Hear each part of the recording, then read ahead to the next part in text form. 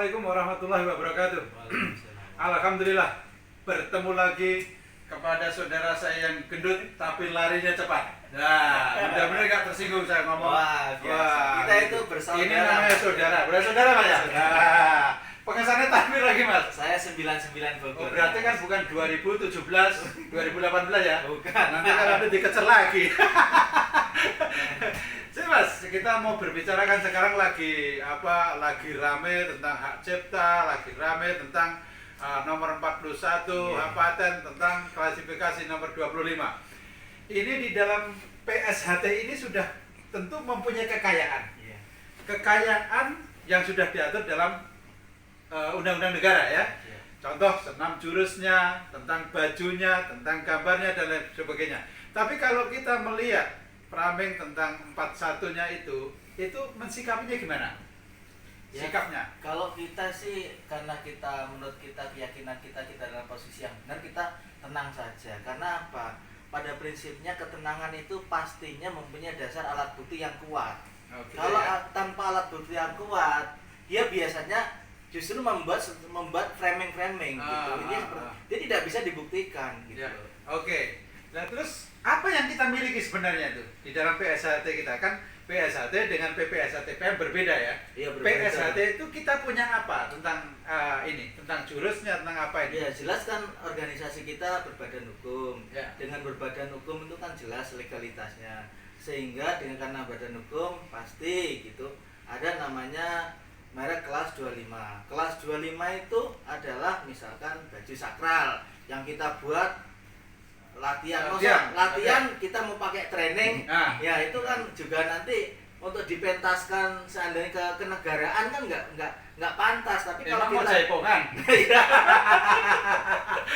kalau baju sakral misalkan diundang presiden dalam pentas, bahkan sekarang lagi booming tuh acara pesta perkawinan itu buat Pakai pembukaan ya? pembukaan. Oh, Nah, itu keren. lagi booming juga gitu. Masa pakai training mas gitu. Iya.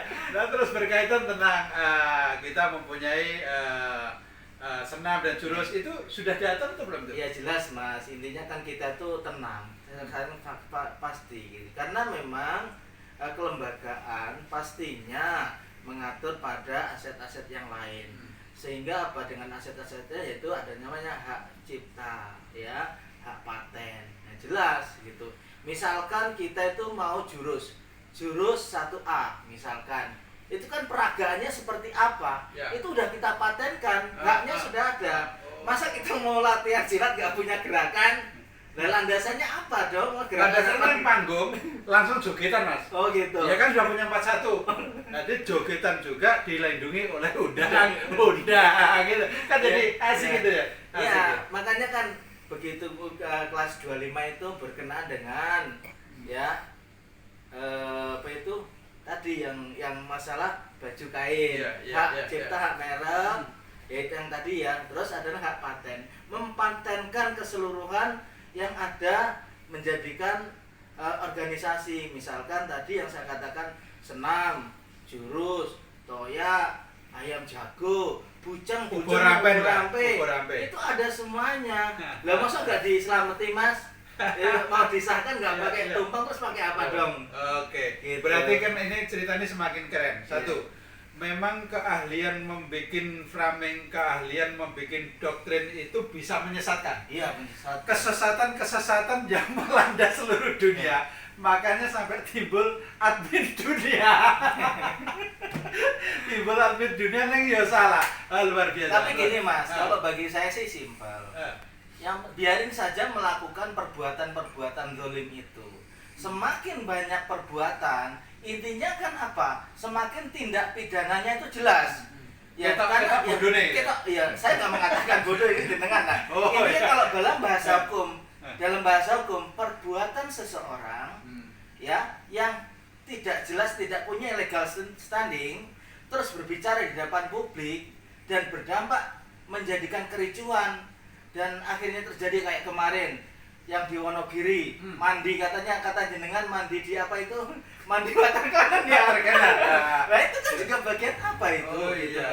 Kan kalau kita intinya kita sudah terbiasa tenang, dididik santun, kembali ke ajaran yang luhur. Saya kira mana tahu kondisi COVID nggak perlu lah begitu. Boleh kita melakukan peduli pada persaudaraan, tapi pertimbangkan dari sisi keamanan kita. Untung Mas itu mohon maaf nih masalah masih bisa pulang gitu. Kalau begitu COVID begitu kejang, ya kan kita nggak ngerti. Ya makanya bahasa saya gini, seperti di Karanganyar kan, mungkin keran mandinya di rumah rusak sehingga mandi pakai water cannon kan, rame-rame itu. Ya semakin lama semakin asik kita mendengarkan cara-cara mereka membuat pengikutnya tuh terbuai, membuat pengikutnya tuh langsung kayak pingsan, sudah nggak ada ini. Memang sangat luar biasa bahasanya. Tapi tak ingatkan semuanya ya. Ini adalah negara Republik Indonesia. Itu yang pertama. Kita harus menyadari bahwa keputusan hukum ini adalah mutlak. Dan mutlaknya keputusan hukum adalah pedoman buat kita semua. Dan saya sebagai mungkin ditunjuk sebagai biro hukum, saya akan melakukan perlawanan hukum. Dan saya akan melakukan perlawanan hukum bagi siapapun yang melakukan tindakan hoak yang mengganggu kestabilitasan organisasi. Dan ini memang harus disikat habis ya. Saya nggak peduli ya, mohon maaf sekali lagi, karena apa? Kita menyangkut organisasi kita itu organisasi persaudaraan. Kalau sudah diingatkan tidak mau, kita datengin juga nggak mau, ya biarin kembali penegak hukum. Intinya saya bukan mengancam, tapi biarin hukum yang bicara. Maksud saya seperti itu Mas. Ini sangat luar biasa. Jadi dari penasihat hukum ini tidak akan mau ribut-ribut di lapangan, tapi ketika musyawarah tidak mendatangkan mufakat, maka diserahkan kepada hukum negara Republik Indonesia. Inilah sebenarnya warga negara Republik Indonesia yang kebetulan adalah warga persaudaraan Setiahati Teratai. Taat hukum adalah konsekuensinya sebagai warga persaudaraan Setiahati Teratai. Mantap. NKRI harga mati.